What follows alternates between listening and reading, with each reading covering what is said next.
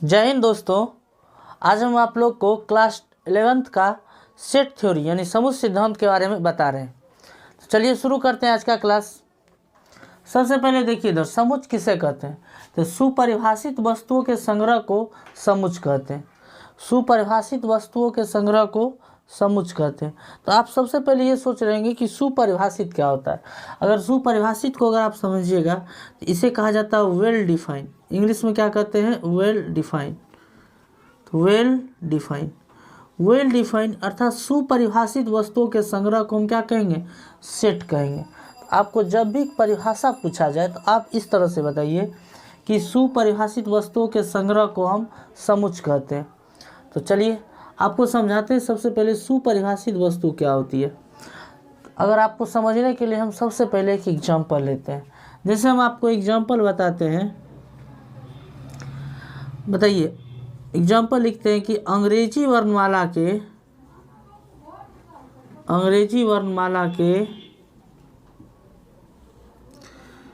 स्वर वर्णों का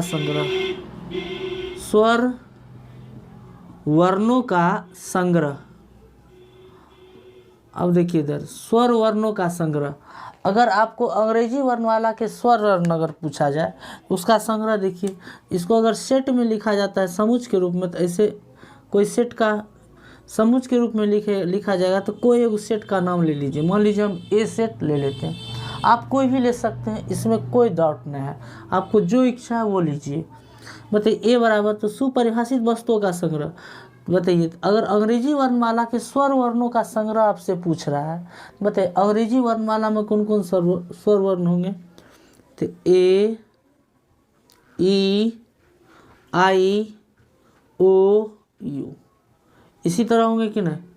बताइए तो इस तरह से अगर आप ए, ई, आई, ओ, यू ये स्वर वर्ण होंगे कि नहीं, तो ये क्या हो जाएंगे, यह एक सेट होंगे।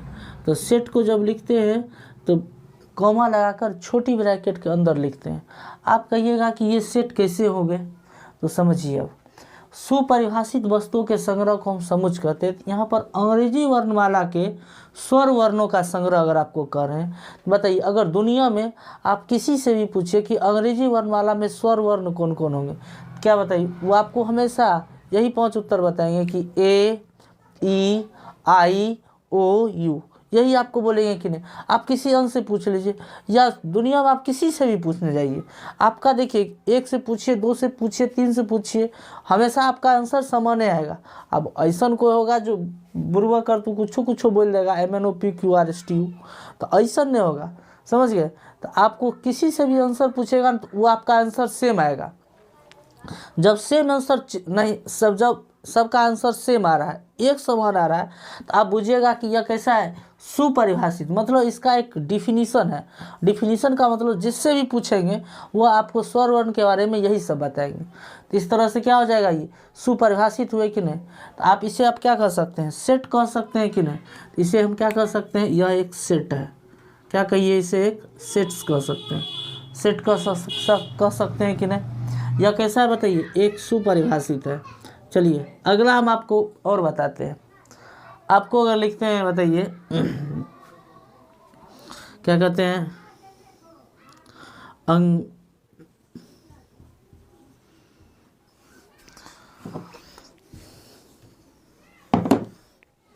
लिखते हैं 7 से छोटी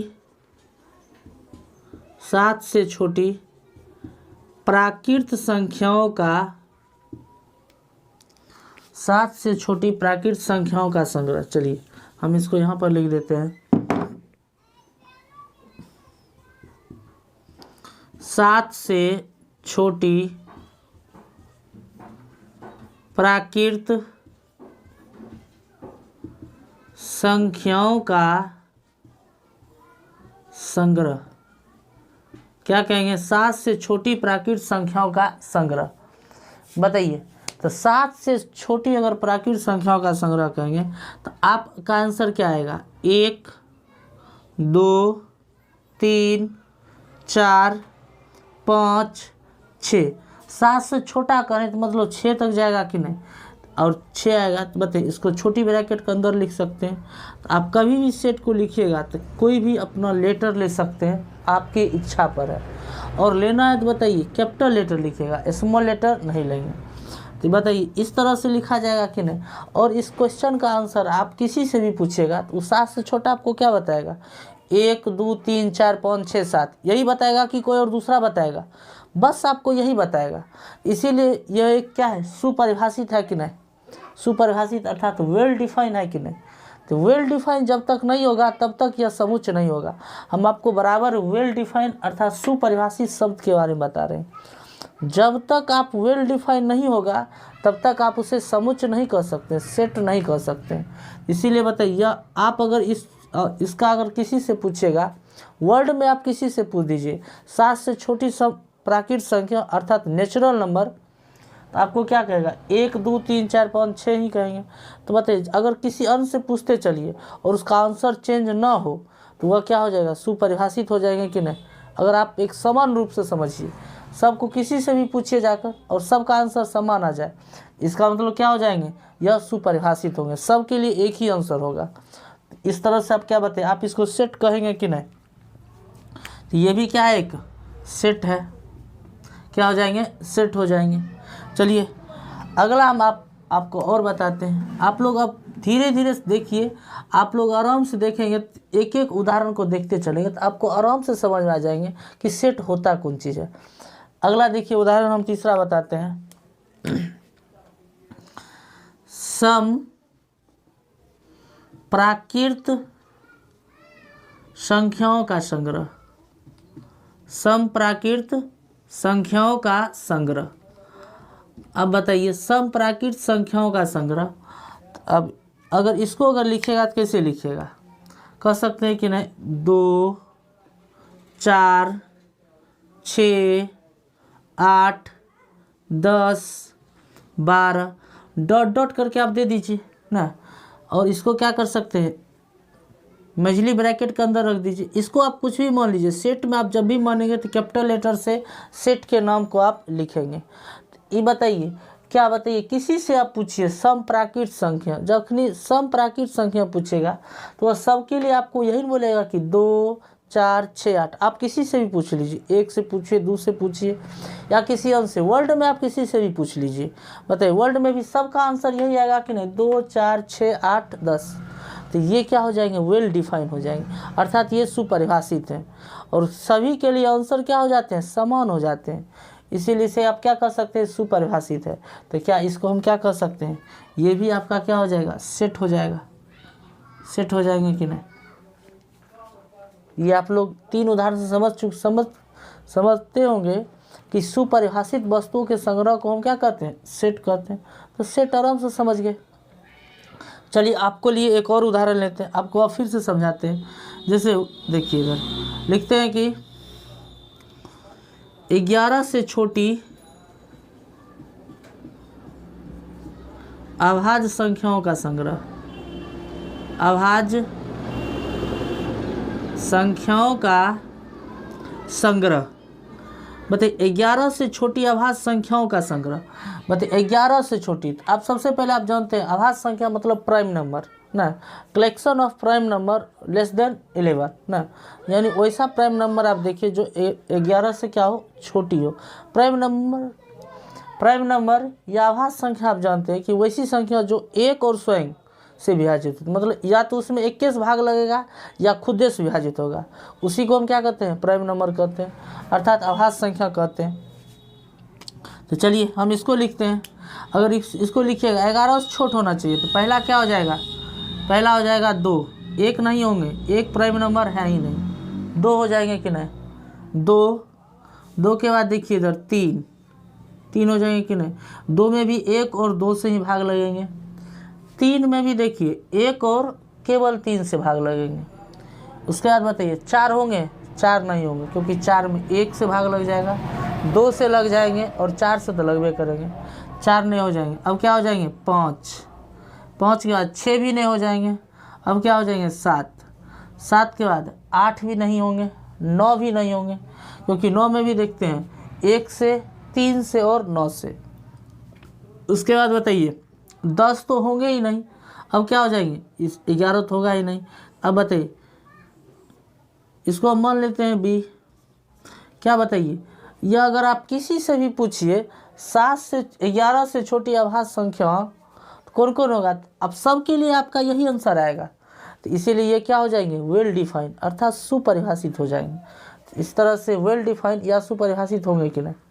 तो इस तरह से आप समझ गए कि सुपरिभाषित शब्द क्या होता है। अगर आप सुपरिभाषित नहीं समझेंगे तो आपको सेट में बहुत ज़्यादा दिक्कत होने वाली है। इसलिए हम आपको बराबर कह रहे हैं कि आप सुपरिभाषित वस्तुओं को, सुपरिभाषित शब्द को समझिए। अर्थात वेल डिफाइन आप समझ चुके हैं अब तक। इन उदाहरण से आपको एकदम क्लियर हो गया होगा कि वेल डिफाइन क्या होता है। आप किसी से भी पूछिए, इसका सेम आंसर आएगा। इस तरह से बताइए, आप इसे क्या कर सकते हैं, सेट। क्या कहिएगा, सेट्स कर सकते हैं कि नहीं, ये भी सेट्स हो जाएंगे कि नहीं। अब चलिए, आप लोग इतना समझ चुके हैं, अब आपको हम बताते हैं आगे। देखिए इधर, ये सब देखिए, ये जितने हैं इस सब को कहा जाता है एलिमेंट ऑफ सेट। क्या कहता है, क्या कहा जाता है, element of sets, element of set. अगर आप इसको हिंदी में कहिएगा तो समुच्चय का अवयव, समुच्चय का अवयव, समुच्चय का अवयव, या कह सकते हैं आप सदस्य कह दीजिए। अवयव कहिए चाहे या सदस्य कहिए, एक ही चीज़ है। अवयव कहिए या तो सदस्य कहिए। Element of set.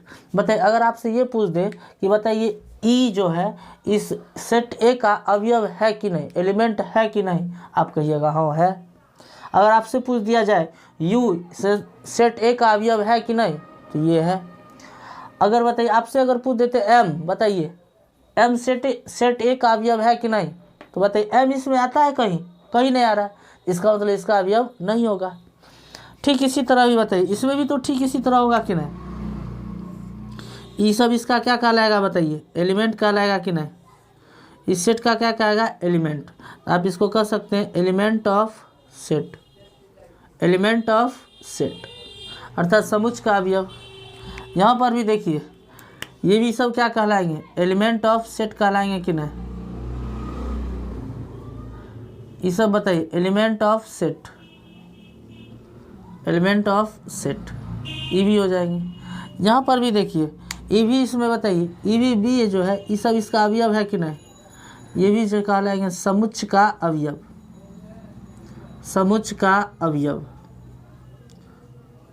इसमें कोई दिक्कत, इसमें अब कोई दिक्कत नहीं ना, एलिमेंट ऑफ सेट या समुच्चय का अवयव में कोई दिक्कत नहीं। तो आप ये समझ चुके हैं। अगर आपसे हम पूछते हैं बताइए 7 सेट बी का एलिमेंट सेट, इसमें बताइए 7 अगर पूछेंगे क्या 7 सेट बी का एलिमेंट है कि नहीं, आप देखिए इसमें 7 कहीं लिखा हुआ है तो नहीं है, तो नहीं हो जाएगा। अगर आपसे इसमें पूछते हैं बताइए 10 सेट बी का अवयव है कि नहीं, इसमें नहीं होगा। इस तरह से आप इस सब को क्या कहा जाता है, एलिमेंट कहा जाता है। अब देखिए इधर, इस चीज़ को गणितीय रूप में आप कैसे व्यक्त कीजिएगा, तो गणितीय रूप में देखिए व्यक्त कैसे कर सकते हैं। अगर हम आपको कहते हैं कि बताइए ए सेट ए का अवयव है, तो इसको कैसे लिखिएगा, तो लिखिएगा ए, इसको कहिएगा ए, यह चिन्ह लगाइएगा ए, और इसे कहा जाता है बिलोंग्स टू। इसे क्या कहा जाता है, बिलोंग्स टू। क्या कहते हैं, belongs to. A belongs to A, अर्थात इसको हिंदी में पढ़िएगा तो ए समुच्चय ए का अवयव है, ए बिलोंग्स टू ए। ठीक इसी तरह अगर आप इसको आई को लिखेंगे तो क्या लिखेंगे, आई बिलोंग्स टू ए, कहेंगे कि नहीं, आई बिलोंग्स टू ए कह देंगे कि नहीं, इसे कहा जाता है बिलोंग्स टू। वैसे अगर आप इसको फिजिक्स में जाइएगा तो इसे कहा जाता है अपसाइलम। क्या कहा जाता है, अपसाइलम। तो खैर ये फिजिक्स का टर्मोलॉजी है, लेकिन आप इसको यहाँ पर मैथमेटिक्स में आप अगर जान रहे हैं तो इसे क्या कहते हैं, बिलोंग्स टू। क्या कहा जाता है, बिलोंग्स टू। आप इतना समझ चुके हैं। अगर बताइए यहाँ पर अगर आपसे कहा जाए, यहाँ पर बताइए अगर हम आपसे पूछते हैं 5 बिलोंग्स टू बी, हो जाएगा कि नहीं, 5 belongs to b, 4 belongs to b. ये बताता है 4 जो है इस बी सेट का एलिमेंट है, 4 ये बिलोंग्स टू क्या बता रहा है, 4 यह बी सेट का एलिमेंट है। इस तरह से बताएंगे कि नहीं। अगर बताइए ठीक इसी तरह अगर किसी का अगर हम आपको ये लिख देते हैं कि 8 बिलोंग्स टू बी, बताइए क्या 8 इस सेट का 8 जो है यह बी सेट में है कि नहीं। आप देखिए कहीं 8 नहीं लिखल है, जब नहीं लिखा रहेगा तो इसको ऐसे कट कर देंगे। इसे पढ़ा जाता है does not belongs, does not belongs. तो does not belongs to B, अगर आप इसको हिंदी में पढ़िए तो कहिएगा 8 सेट बी का सदस्य नहीं है। ये कह सकते हैं कि नहीं, ये कह सकते हैं कि 8 सेट बी का सदस्य नहीं है। ठीक इसी तरह आप आइए, हम आपको अगर कह देते हैं कि बताइए 2 बिलोंग्स टू ए, सही है कि नहीं है, एकदम सही है क्योंकि 2 जो है समुच्चय ए का अवयव है। अगर हम आपको कह देते हैं 18 बिलोंग्स टू ए, एकदम कहीं ना कहीं बताइए इस सम प्राकृत संख्याओं का अगर सदस्य समुच्चय है तो 18 इसमें अबे करेगा, इसीलिए यह 18 जो होगा सेट ए का सदस्य हो जाएंगे। अगर हम आपको ठीक इसी तरह कहते बताइए 100 बिलोंग्स टू ए, तो बताइए इसमें भी तो 100 अबे करेगा क्योंकि 100 सम संख्या, इसीलिए बिलोंग्स टू ए, अर्थात 100 सेट ए का सदस्य है। अगर हम आपको कह देते हैं 91 बिलोंग्स टू ए, क्या बताइए 91 इसमें आएगा। जब आप जानते हैं कि नहीं आएगा तो इसको क्या कर देंगे, does not belongs to A. 91 does not belongs to A, मतलब 91 समुच्चय ए का सदस्य नहीं है। आप पहले belongs to does not belongs to समझ गए, वेल डिफाइंड सुपरिभाषित वस्तुओं के संग्रह को समझ गए। आप इतना नोट करते चलिए, अगर आपको नहीं समझ में आ रहा है एकदम समझना तो हर हाल में एकदम आपको एकदम आराम से समझ आ जाएगा। इतना तो आप समझ चुके होंगे। चलिए कुछ आगे हम बताते हैं जो सेट नहीं होंगे। आप लोग के दिमाग में ये चल रहा है कि सेट कौन नहीं कर सकते।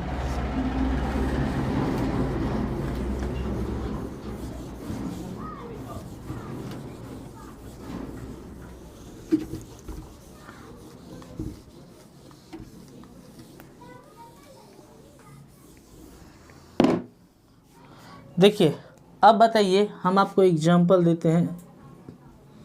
एग्जाम्पल में हम आपको बताते हैं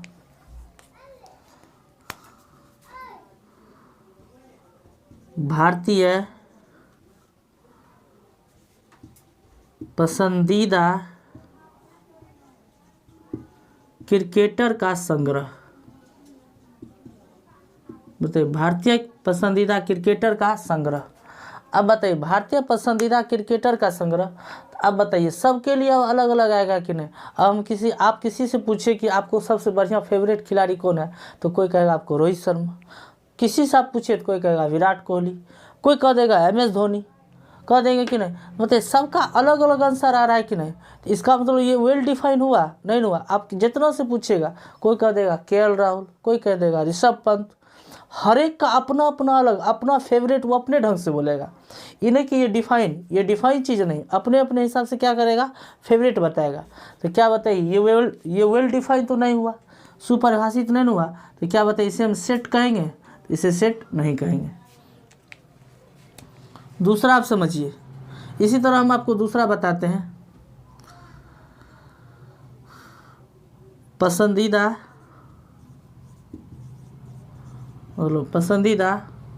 रंगों का संग्रह।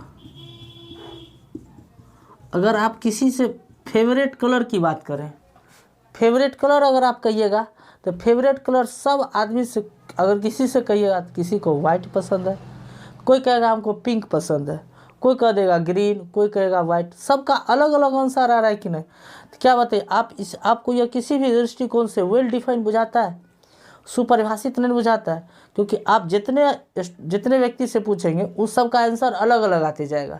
इसीलिए आप इसे क्या कर सकते हैं, सेट नहीं कर सकते हैं, सेट नहीं कर सकते। तो अब हम आपको लगता है कि ऐसा कि आप लोग अब खुद समझ चुके होंगे कि सेट होता कौन चीज़ है। आपको वेल डिफाइन हर हाल में होना ज़रूरी है। आपको समझना है कि वेल डिफाइन क्या होता है, समझ गए। अगला चलिए एक और बताते हैं आप लोग के लिए, बताते हैं भारतीय लेखकों का संग्रह। बताइए भारतीय लेखकों का संग्रह जब भी करेंगे तो बताइए सबके लिए अलग अलग लेखक आएंगे कि नहीं। कोई कह देंगे रामधारी सिंह दिनकर, तो कोई कहेंगे मैथिली शरण गुप्त, कोई कह देंगे क्या कहते मैथिली शरण गुप्त, कोई कह देंगे मुंशी प्रेमचंद। तो सबका अलग अलग आएगा कि नहीं, सबका एक जैसा आंसर नहीं आएगा। तो आप इस चीज़ को समझ चुके हैं कि वेल डिफाइन क्या होता है। तो इतना अगर वेल डिफाइन अगर आप समझ चुके हैं तो इसको आप सेट कहेंगे कि नहीं। मतलब इसको हम क्या कहेंगे, सेट नहीं कहेंगे। तो ये सेट नहीं होगा। आप लोग इस सभी उदाहरण से समझ चुके होंगे कि कौन सेट होता है और कौन सेट नहीं है। सेट समझने के लिए सुपरिभाषित होना जरूरी है। और जहाँ तक आप लोग पिछले उदाहरण से एकदम आप लोग को पूरा कंसेप्ट क्लियर हो गया होगा। तो चलिए अब आप लोग को इसमें आगे अगले दिन हम आपको बताएंगे। तब तक आप लोग इसको पूरा रिवाइज करते रहिए, नोट कर लीजिए। आप लोग का अगला क्लास अगले दिन आप लोग के लिए लाते हैं। तब तक आप लोग इसको रिवाइज कीजिए। अगर वीडियो आपको अच्छा लगता है तो चैनल को सब्सक्राइब कर लें और शेयर करें निश्चित रूप से। ठीक है, मिलते हैं अगले वीडियो में। जय हिंद।